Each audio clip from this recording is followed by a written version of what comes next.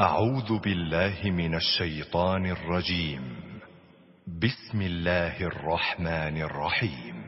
ورفع أبويه على العرش وخروا له سجدا وقال يا أبت هذا تأويل رؤياي من قبل قد جعلها ربي حقا وقد أحسن بي إذ أخرجني من السجن وجاء بكم من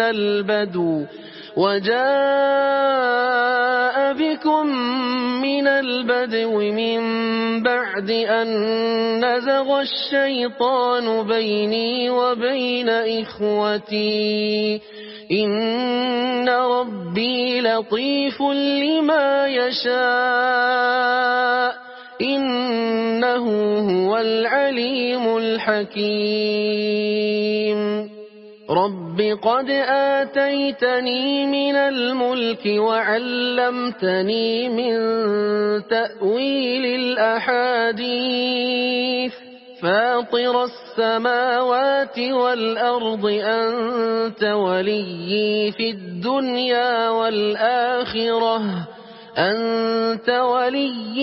الدنيا والآخرة توفني مسلما وألحقني بالصالحين. بسم الله الرحمن الرحيم نحمده ونصلي على رسوله الكريم أما بعد. The aspect of Masjid Al-Aqsa, Palestine, is a very important one. When the scholar Sheikh Yusuf Al-Qardawi came to South Africa, then in one of his talks, he made mention of many different incidents. He spoke to the ulama, and then there was a question and answer. So there were a few ulama that posed some questions. Then the Honorable Sheikh Yusuf Al-Qardawi rahimahullah was then asked a question by the then president of the MJC, Sheikh Ihsan Hendricks rahimahullah. And he said, Sheikh, the people have asked you many questions, majority of them being based on fiqh and jurisprudence. I have a question that I want to ask you, and that is not about fiqh or jurisprudence, it's about Qadiyatul Quds and the responsibility of Al-Quds Al-Mubarak. And in response to that, the Shaykh was very emotional, and he responded in saying, قضية القدس ليس بقضية الفلسطينيين, that the responsibility of Al-Quds Al-Mubarak is not the responsibility of the Palestinians. Rather, it is the responsibility قضية القدس قضية المسلمين. It is the responsibility of the entire Ummah.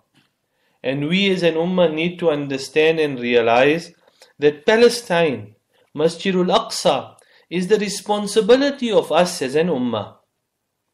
With regards to this, there are three aspects that we need to be aware of. The historical aspect of the past, the current atrocities, and the future of Masjid Al-Aqsa and Palestine.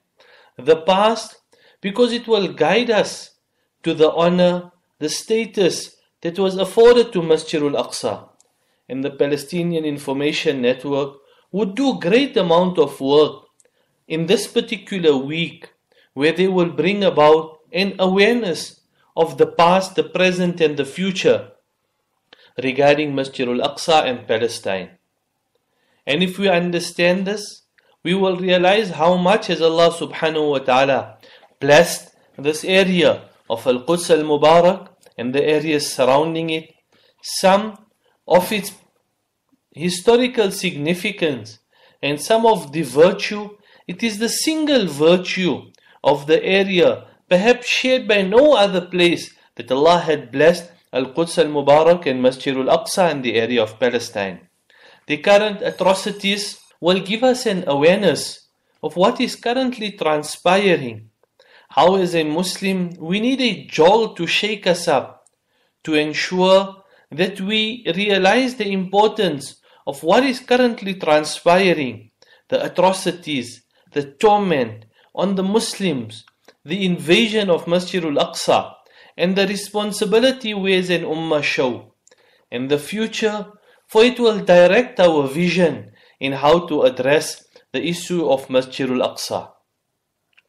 With regards to the area of Masjid Al-Aqsa, in historical terms, there were many incidents that had transpired within the area. In this particular segment, we speak of the incident of Yaqub alayhi salam and Yusuf alayhi salam.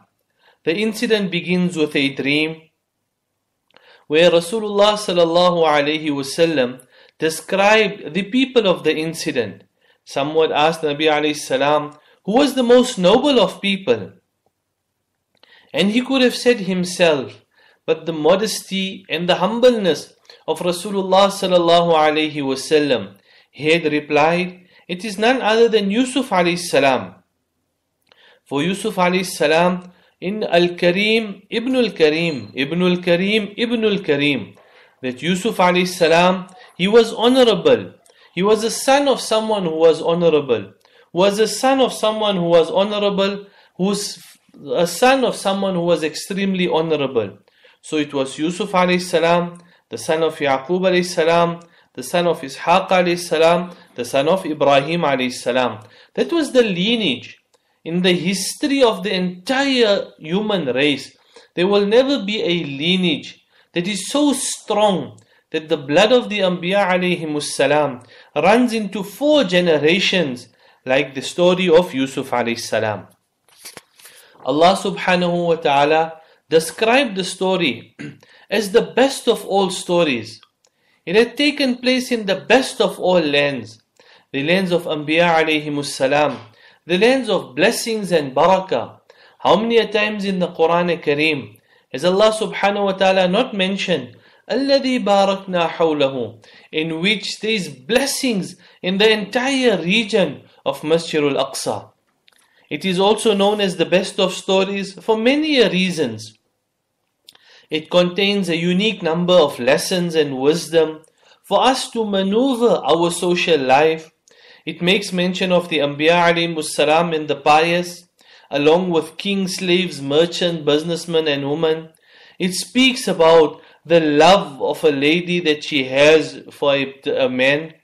It speaks of various experiences in humans, dreams, plottings, sibling rivalry, jealousy, beauty, anguish, family dynamics, separation and reunion.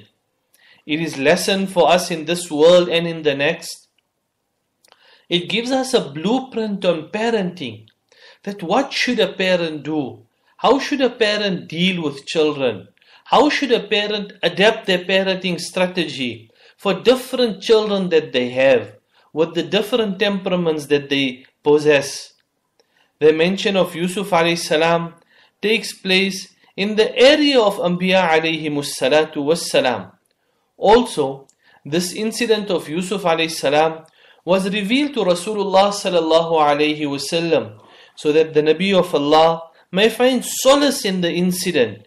It was given to him in Makkah Mukarramah at the time after the year of sorrow.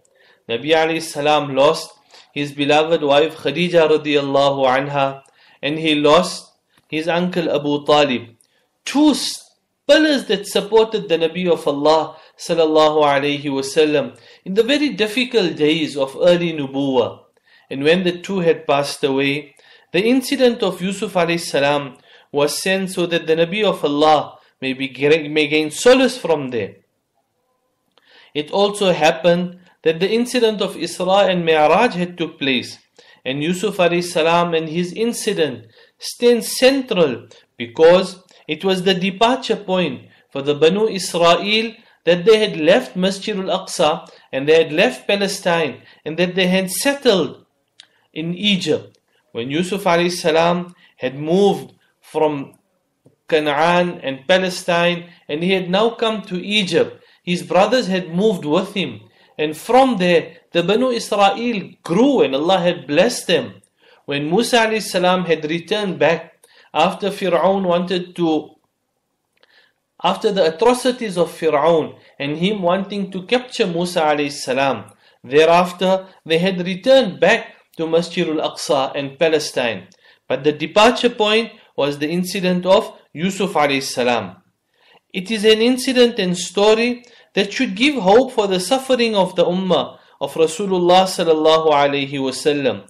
There is great amounts of solace in the suffering, in the challenges, and in the oppressions that we find ourselves in. Yusuf alayhis salam had come to his father and he had told his father, "Oh my father, إني رأيت أحد عشر كوكبا والشمس والقمر رأيتهم لي ساجدين." That, "Oh my father, indeed I have seen the 11 stars, the sun and the moon, all of whom were prostrating to me." Yaqub alayhi salam understood well that the beauty that Allah had blessed my son with, the fact that Nubuwwah was running in his blood, the fact that he had siblings who were jealous of him, and the malice that only grew with time, he understood that sibling rivalry is a fact within the family structure. He also realized that the more you hide your bounties, the longer your bounties will last.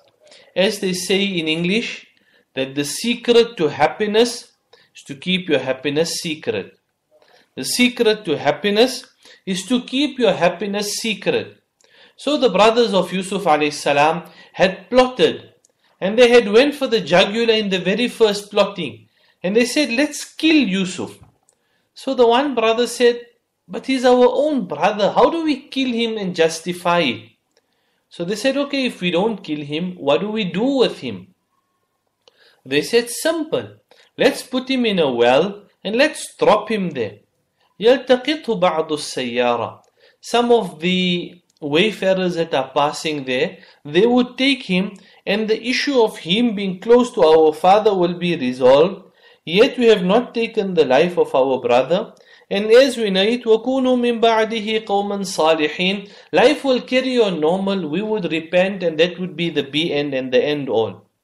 Remember friends, whenever we will plot to do sin, that will inevitably come back and harm us in ways we don't understand. It is for that reason we need to be cautious in never disobeying the command of Allah, for we do not know the repercussion of that sin in the life, albeit many years later. We should be very cautious regarding this particular aspect. They had then went and they had thrown Yusuf alayhis salam in a well. Historians say that the site wherein this well where Yusuf alayhis salam was is possibly known as a place called Jub Yusuf, located in Al-Jalil, or what we would know in the English term Al-Khalili. This area, it is a fork road whereby Egypt, Sham and Iraq link. In one of the very old roads that had come, this road links them together.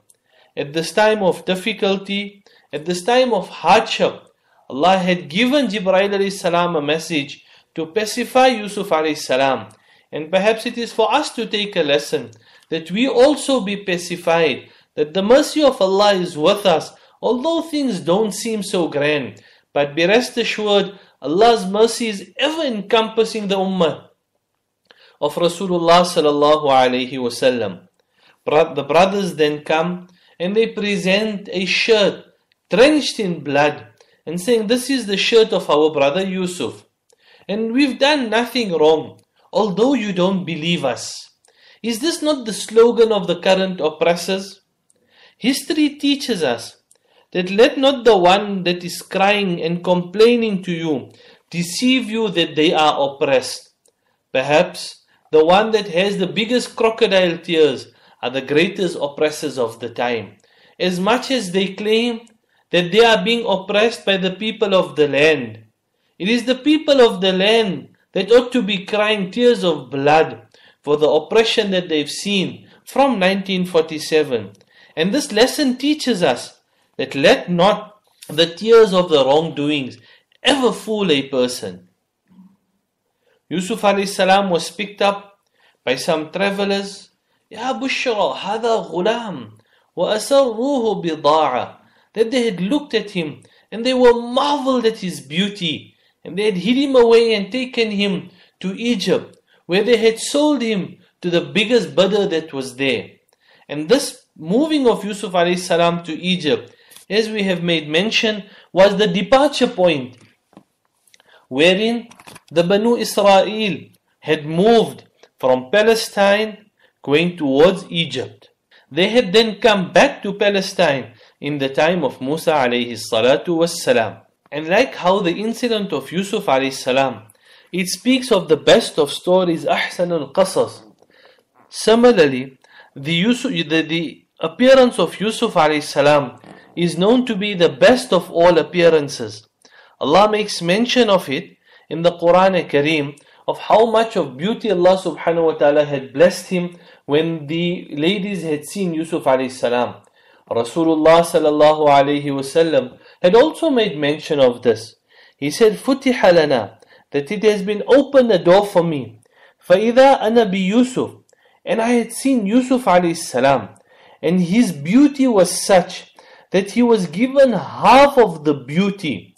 In the night of Mi'raj, when Nabi alayhi salam seen Yusuf alayhi salam, he had said he was given half of beauty. So you can well imagine the beauty that protrude in the blessing face and in the body of Yusuf alayhi salatu was salam.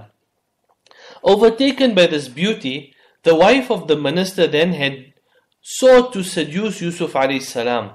She shunned indecent advances to Yusuf alayhi salam, and she had continuously wanting to take Yusuf alayhi salam within her circle of love.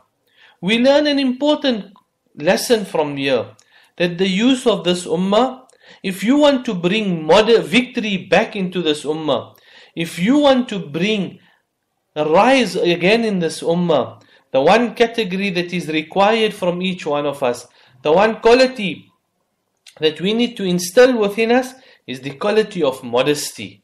Yusuf alayhi salam went through great amount of difficulty in being modest. He ensured that he never came to the advances of the wife of the minister.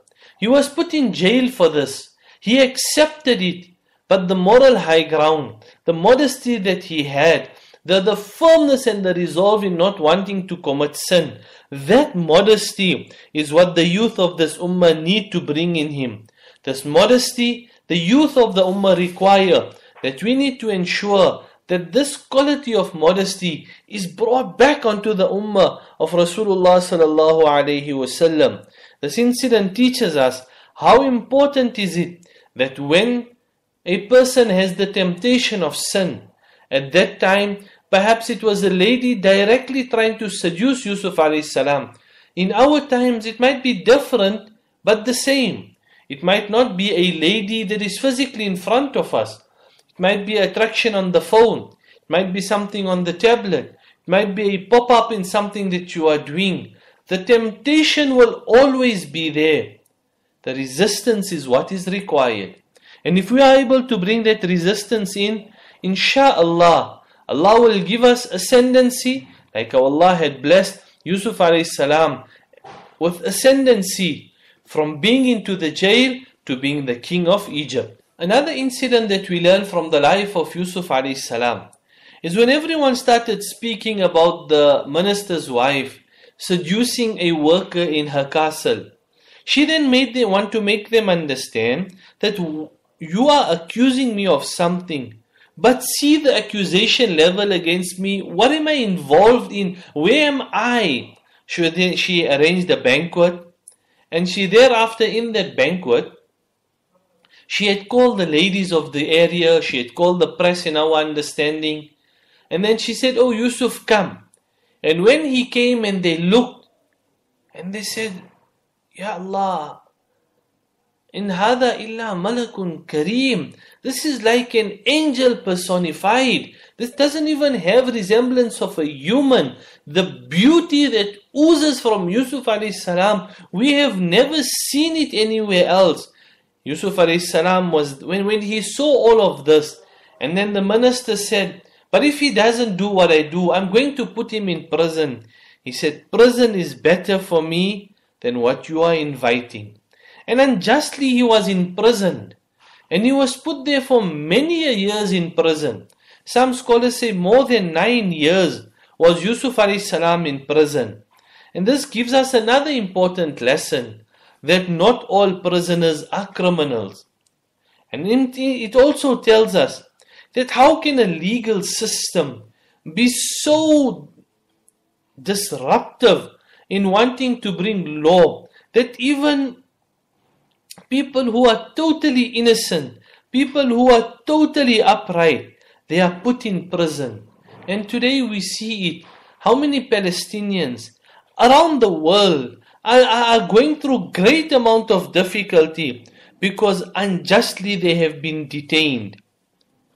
We tell the people of Palestine, like how Yusuf alayhi salam was detained, be rest assured how Allah had seen to him, and how Allah had looked after him, and how Allah had sent people even in the jail for him to serve. Wallah, Allah will look after you. Allah will use you in the jail, and Allah will give ascendancy to the people of Palestine. Be rest assured, it is the plan of Allah that is unfolding itself. We as an ummah and we as a nation should never ever feel that conditions, no matter how negative it sounds, is there for our detriment. After give and take 10 years in jail, the king had seen a dream. And sometimes we also have to have a vision for the ummah. We lack vision in the ummah. We need to have the vision of the ummah to say that we want to see the ummah once again being leaders of the entire world and not being led. We want to be people that will disseminate information, not docile recipients of it. We need to ensure as an ummah that we have a vision and a dream that will see the liberation of Quds al-Mubarak. The king sees a dream, and then the person in the jail that was with Yusuf alayhi salam, and Yusuf alayhi salam had informed them of what would be the interpretation of the dream. He said, "O king, send me to Yusuf. I will go to him and I will ask him the interpretation of the dream." Yusuf alayhi salam, in his humbleness, he interpreted the dream. He chalked a way forward and he gave them glad tidings. We as an ummah, we should always know people will be evil to us, they will be bad to us. Always have the better interest of people at heart. It is one thing that will take you from strength to strength. Always ensure that you chalk a way forward for people in their difficulty. This is a key quality in the life of Anbiya alayhimus salatu wassalam. The king said, "Bring Yusuf to me. I want to speak to him. I want to bring him close. None of my advisors could tell me anything regarding my dream." They said, "No, it's just some vision that you are seeing. It is just some vision that you are seeing. It's nothing more than that." He said, "No, there is something in this dream that I can see. Bring Yusuf to me." When Yusuf alayhi salam was called, he said, "First clear my name. I don't want anyone to say that I used the contact to come out of jail." The truth came open, like how it will happen with the issues that of the current people that are occupying the areas of Palestine. And thereafter, now Allah subhanahu wa ta'ala changes the entire narrative of Yusuf alayhi salam.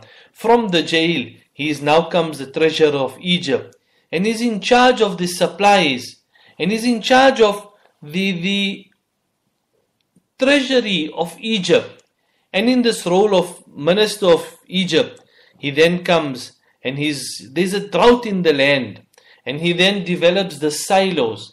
Many a times in the country of South Africa, when you're traveling to places like Brits and you're going further east, you would see the silos that are there with the maize, etc., that is grown and that is stored.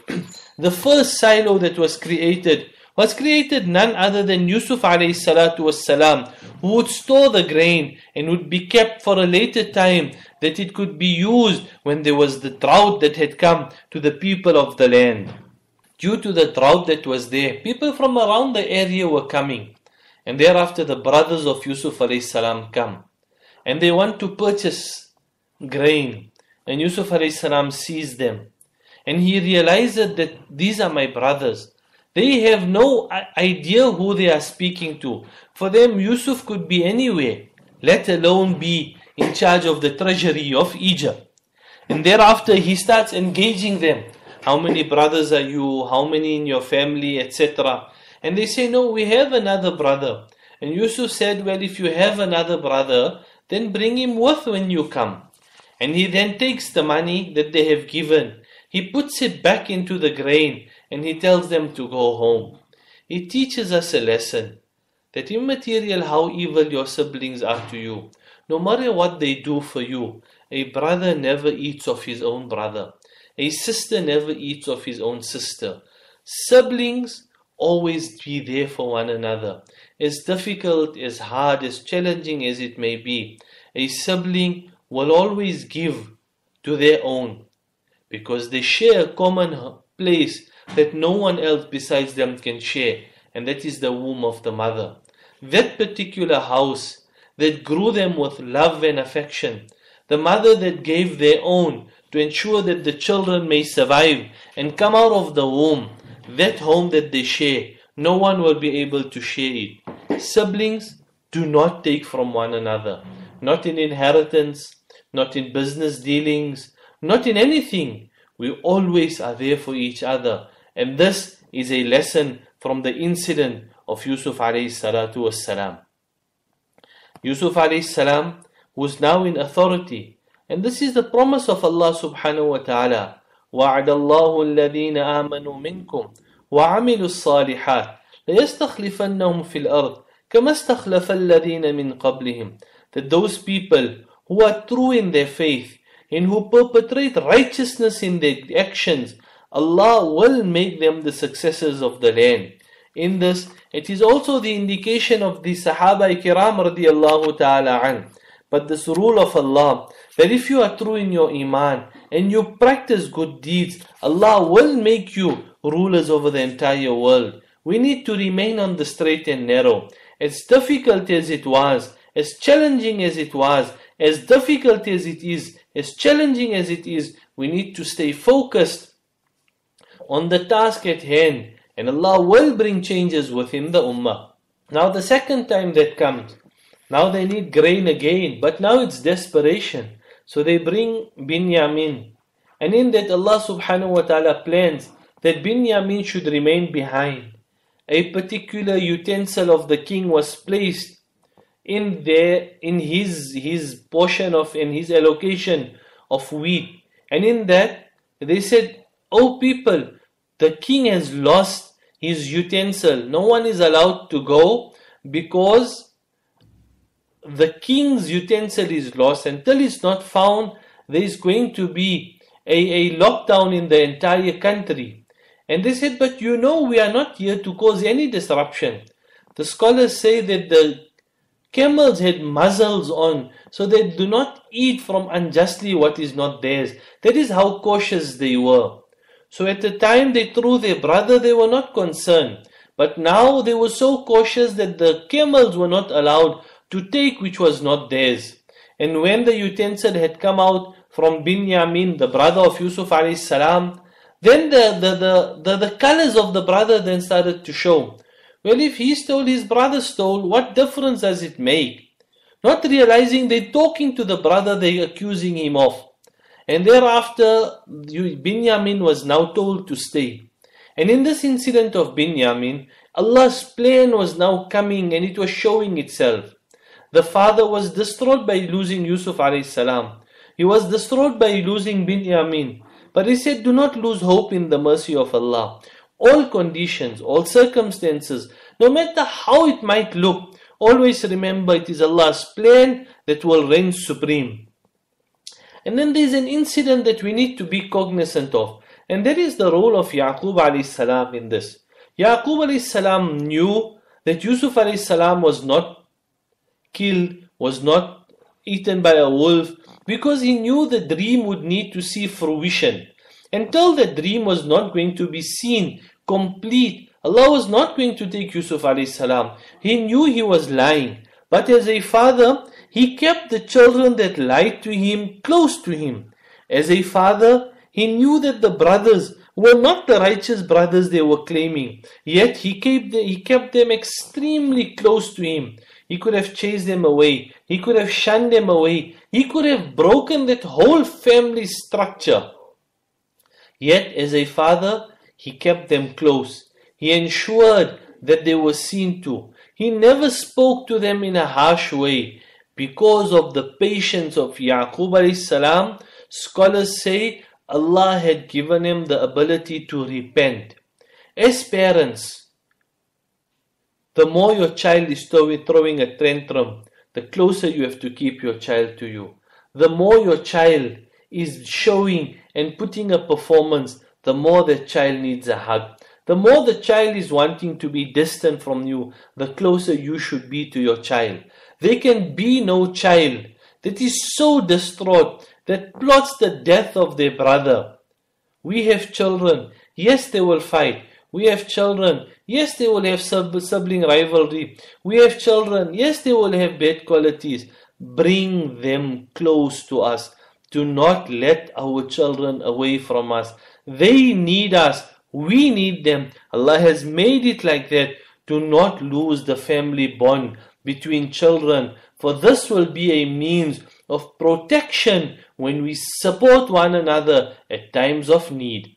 Also know that Allah subhanahu wa ta'ala will test the family structure. Allah had tested the Anbiya alayhimus salam in their family structure. Ibrahim alayhis salam and his father, Ibrahim alayhis salam and his son, Nuh alayhis salam and his son, Lut alayhis salam and his son, Yaqub alayhis salam and his children, Maryam alayhis salam and Isa alayhis salam. All of them were tested in different ways. Allah will test us also, and the test of Allah subhanahu wa ta'ala will be different to everyone else. These incidents teach us that the test will be different. The outcome will be the same if we do righteousness in what we do. Thereafter, Allah subhanahu wa ta'ala teaches us that when there are righteousness and the right people are in position of strength, they always exercise forgiveness and goodness. Those people who are righteousness and they are in position of leadership, we can only expect good from them. And this comes from the incident now of Yusuf alayhis salam. For the third time they come to Egypt. And now they are speaking about their situation, how distraught the father is, financially, how challenging things are, how difficult it is for them. Now Allah gives permission that now you can expose who you are. And He says to them, هَلْ عَلِمْتُمْ مَا فَعَلْتُمْ بِيُوسُفْ? Are you aware what you had done to Yusuf? أَإِنَّكَ لَأَنْتَ Yusuf? Are you telling me, O King, that you are Yusuf? That tone that was there. Because no one knew the incident of Yusuf alayhis salam besides the brothers and Yusuf alayhis salam himself. إِنَّكَ لَأَنْتَ Yusuf? Are you Yusuf? That particular tone had come out. أَنَا Yusuf وَهَذَا أَخِي. I am Yusuf. This is my brother Binyamin. قَدْ مَنَّ اللَّهُ عَلَيْنَا. Allah has been so kind to us. Imagine the wording. قَدْ مَنَّ اللَّهُ عَلَيْنَا. Allah has been so kind to me. That character we have to bring in our life. That after all that has happened, we don't say, you know what, I've come from, we were so poor, I built this business. No. It is Allah who has given us everything that we have. And like how Allah used Yusuf alayhis salam, Allah subhanahu wa ta'ala used another Yusuf, who we know as Salah ad-Din Ayyubi rahimahullah, who then went and liberated Quds. The beauty now reaches its climax. Yusuf alayhis salam sends his shirt to his father. And as he regains his sight, the brothers, he tells the family, Inni la ajidu riha Yusuf. I smell Yusuf somewhere. The family are saying, we think now amnesia is totally set in. We think now our father completely is gone off now. after such a long time. Some Mufassirin say 40 years, some say 80 years. After such a long time had passed, we are saying that this particular Yusuf that you lost, you still anticipate and you still think you're going to get that Yusuf. And now when it is thrown over him, and he said, had I not told you that I knew of my Yusuf coming? The children came to him, oh our father, we acknowledging we're wrong, we saying we're wrong, we telling you we're wrong, oh our father. Ask Allah, you are a Nabi of Allah, ask Allah subhanahu wa ta'ala that He must forgive us. قَالَ سَوْفَ أَسْتَغْفِرُ لَكُمْ. My children, be rest assured, tomorrow, when you will go to tomorrow at the time of tahajjud, when I will be speaking to Allah, I'll tell Allah you are sorrowful, and I'll tell Allah subhanahu wa ta'ala that He must forgive you all, and I'll tell Allah of the entire incident that happened and how you all had changed. I will ask Allah subhanahu wa ta'ala to forgive you. So this incident has great amount of lesson. Historians say that Yaqub alayhis salam lived with his son Yusuf alayhis salam in Egypt for about 18 years before he had passed away. He had then said that he should be buried in Baytul Maqdis alongside Ibrahim alayhis salam and Ishaq alayhis salam. And Yusuf alayhis salam, he was the ruler of Egypt. He facilitated this year, and this facilitation where people would travel from Egypt to Palestine to bury Yaqub alayhis salam in a place called Al-Khalil. Yusuf alayhis salam's wish when he passed away was the same. He may have been an influential person in Egypt, but he saw the real honor to be buried in the land of Baytul Muqaddas. He was born there, and it was his desire to go back there and to perpetually rest in the area of Baytul Muqaddas. Hadith gives us uniquely interesting incident of how Yusuf alayhis salam's body was taken back to Baytul Muqaddas. Yusuf alayhis salam is said to be buried at the Ibrahimi Masjid in Al-Khalil. It contains the grave of his father, grandfather and great-grandfather. It is also today a site divided by the Zionists, and it is used as a synagogue, a place where great crimes and desecration have taken place. The story of Yusuf alayhis salam has so much to tell us, and it gives us so much of lessons. There is so much for us to learn from. Perhaps in conclusion, we conclude with the dua of Yusuf alayhis salam.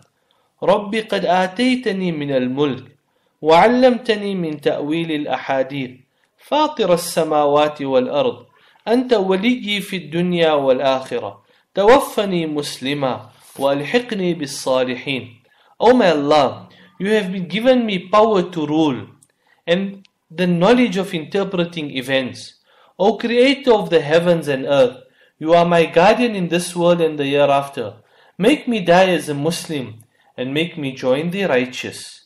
We ask Allah to accept our gathering, teaching and listening today. We ask Allah to allow us to learn and practice from the profound lessons of the story of Yusuf alayhis salam.